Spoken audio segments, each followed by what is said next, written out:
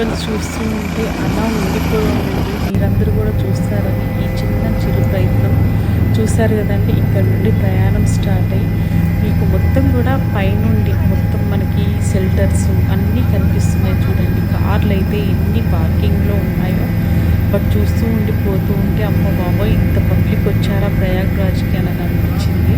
చూడండి ఎటువైపు చూసినా కానీ మనకి వెహికల్సే కనిపిస్తూ ఉన్నాయి.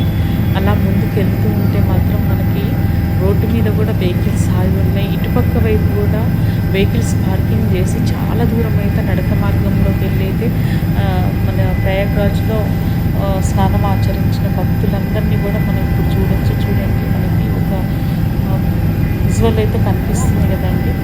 చూడండి ఇక్కడ మొత్తం షెల్టర్స్ అండి, చిన్న చిన్న గుడారాలు వేశారు, అంటే టెంట్ హౌస్ లాగా వేశారు. అక్కడ కూడా పబ్లిక్ నైట్ ఆల్టింగ్ చేసేవాళ్ళు కానీ దూరభారాల నుండి వచ్చిన వాళ్ళు ఈ షెల్టర్స్ కానీ ఎంత పెద్ద ఎత్తున ఎంత చక్కగా చేశారో కదండి.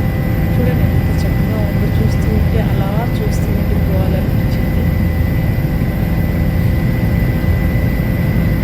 చూస్తారు కదండి ఎటువైపు చూసినా మనకైతే చుట్టూ పల్లెటూర్లు కనిపిస్తున్నాయి. అలాగే షెల్టర్స్ అవన్నీ కూడా అకామిడేషన్స్ అండి.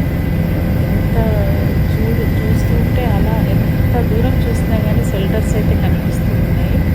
చాలా కొన్ని కోట్ల మంది అయితే వచ్చి ప్రయాగ్రాజ్లో సముద్రంలో స్నానం ఆచరించారు. చూడండి ఇక్కడ నుండి మనకి సముద్రం కనిపిస్తుంది. ఆ పక్కనే అంతా స్నానం ఆచరించే వాళ్ళందరూ కనిపిస్తుంది.